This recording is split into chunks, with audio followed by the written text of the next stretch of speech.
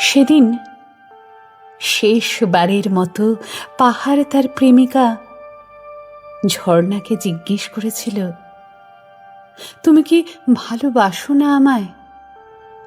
আমার চোখে চোখ রেখে বলো, আর কখনো বিরক্ত করব না। ঝর্ণা বলেছিল, ভালোবাসি, ভালোবাসি, প্রচণ্ড রকম ভালোবাসি। যেদিন আকাশ ভরা সাদা কালো মেঘের ভাঁজ দিয়ে অঝোরে বৃষ্টি ঝরবে, সেদিন তুমি আমার দিকে চেয়ে দেখো, খুঁজে পাবে আমায় আর আমার ভালোবাসা।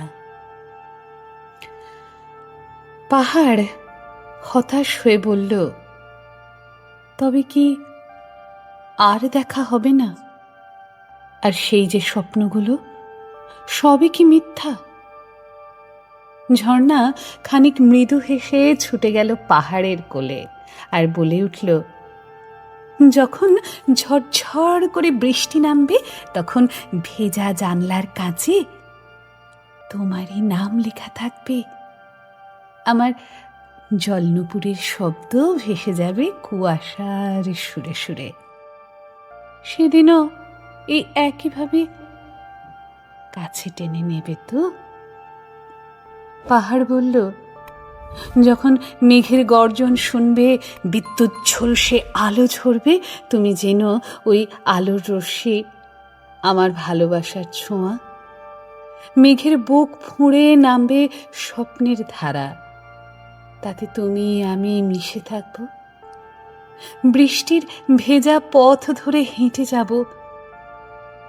আকাশের কান্না সেদিন আনন্দের গান হয়ে নামবে।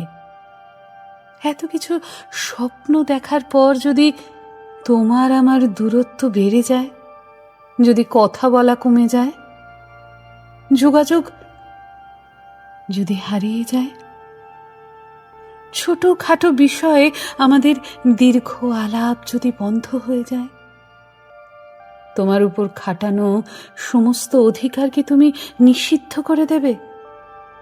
এভাবে কেন বারবার বাঁধছ তোমার মায়ায়?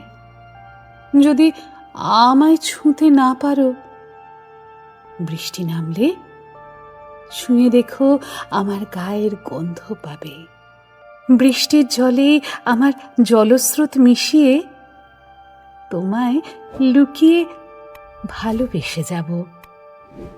পাহাড় শান্ত স্বরে বলে উঠল, তোমার এই ছেলে মানুষই স্বভাব, ছোঁয়াচে নরম আদর, এই সব কিছু নিয়েই তো আমি রচনা করি ভালোবাসার উপন্যাস।